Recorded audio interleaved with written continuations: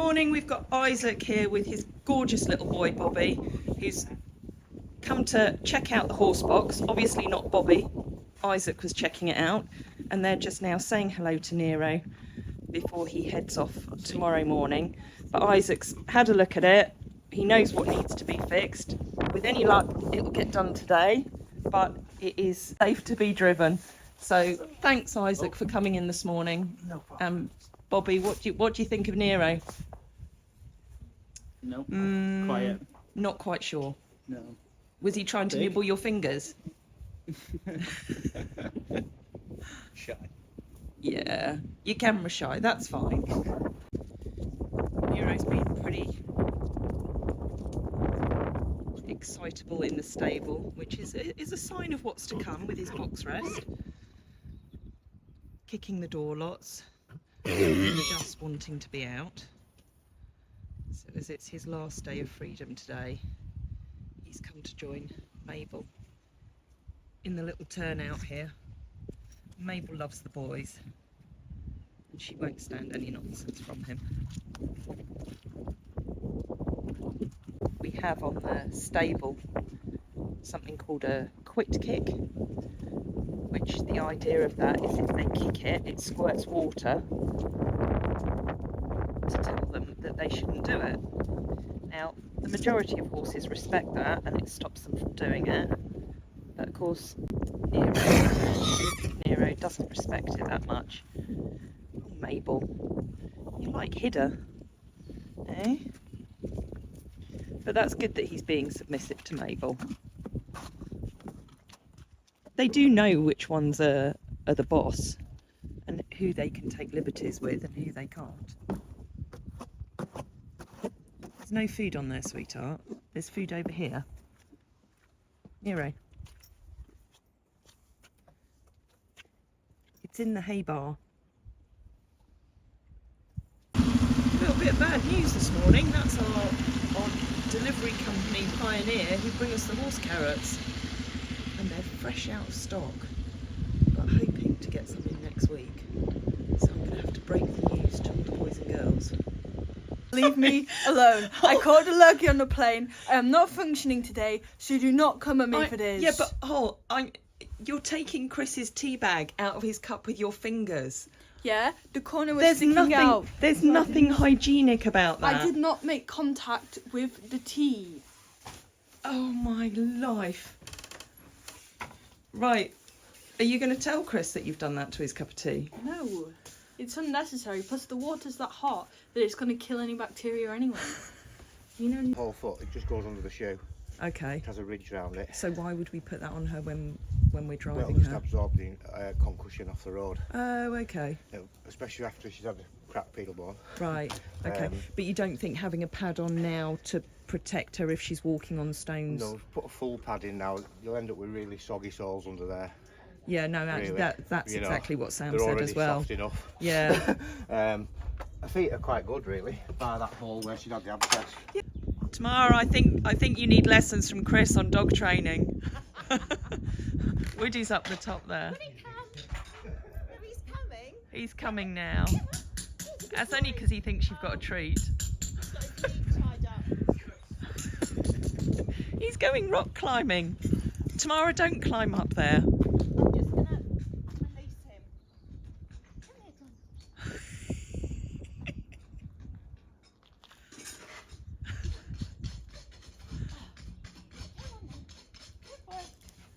Go on, you need to get down that easily as well.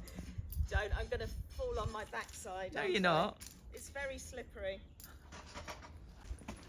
Little rainbow boys had his feet tidied up in preparation for heading off tomorrow.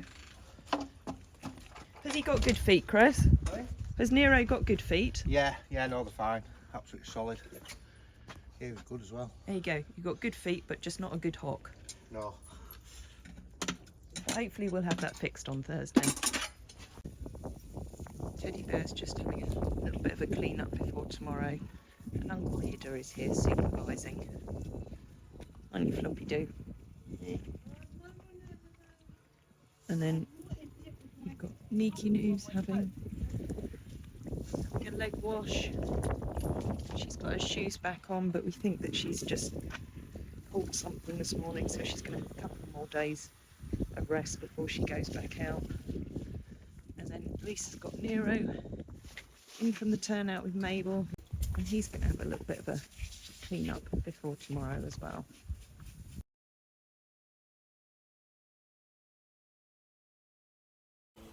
So Teddy Bear's just having a little face trim because we like all of ours to have nice clean cut faces. We're not keen on facial hair, but I'm not going to do Nero's before he goes because I've taken the decision that when he gets back, once he's been through the op, I think that's when he needs to have his face trimmed. There's Holster, who's just been down feeding everyone down the road, and you'll see behind us we've got the GoPro, which is on a time lapse, so we'll share a bit of just a speeded up version of these two getting a clean up. There's Holly's lovely face. Yay. Yay. But on the subject of GoPro, I understand from our anonymous donor that we have the brand new GoPro arriving next week. So we're excited. What does that mean, Hol? It means we can video more. It does, but also the great thing about this other GoPro that's coming is we're going to be able to do more live streaming out on the yard, so maybe even attaching it to one of the horses, whether it's Anya, Hida, JB, although the JB footage is hilarious when we get round to sharing it with you, because he's quite good at getting it off. So yeah, thanks to our anonymous donor for that.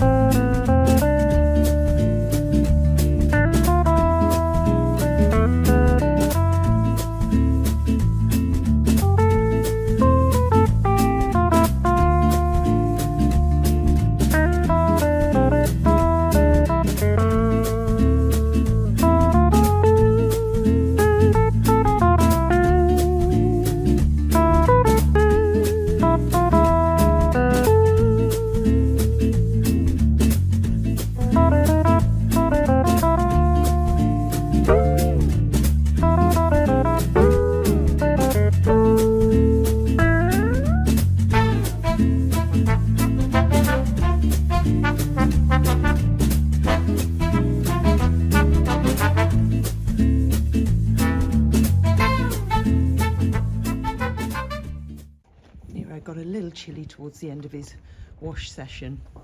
We popped his rug on and brought him in the nice cosy friendship barn so we can go onto the solarium. He's not always particularly settled in here, just because he's on his own, but he's got plenty of haylage to eat, and in true teenager style he's just making a complete mess with it.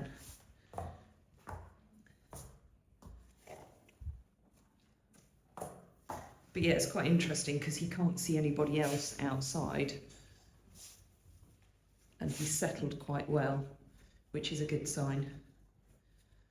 Although I suspect by this morning's antics of him kicking the door and being a little full of himself that we are going to have a few challenges over the coming weeks. But we'll cross those bridges when we come to them. We've had another exciting delivery today. Thanks this time to Ruth Bentley, who has very kindly donated us a ring feeder for the girls and Hida. So it's all packaged up at the moment. I'm not going to unpackage it now because we need to get the trip to the vets out the way, and as soon as that's done we'll be getting it put together and down in the field for the girls. So that's brilliant, Ruth, thank you so much. Annie wasn't happy staying out, so she's come up and she's free reigning round the yard tonight. There's Nero with his quick kick box on the front there, which he actually just tried to kick the stable door now, and it's squirted, and I'm glad to say he stopped kicking, so that's a good sign. Meanwhile, breathing over my shoulder is Doubtson, who's also free reigning around the yard because I took her to Mel's tonight, which, to be honest, I could have done without going, but it's really important for Doubtson to keep working, and actually it was really good for me to just take her out and have some time to switch off and just focus on doing a bit of work with her. So she came back, she was quite sweaty, so I had to wash her down.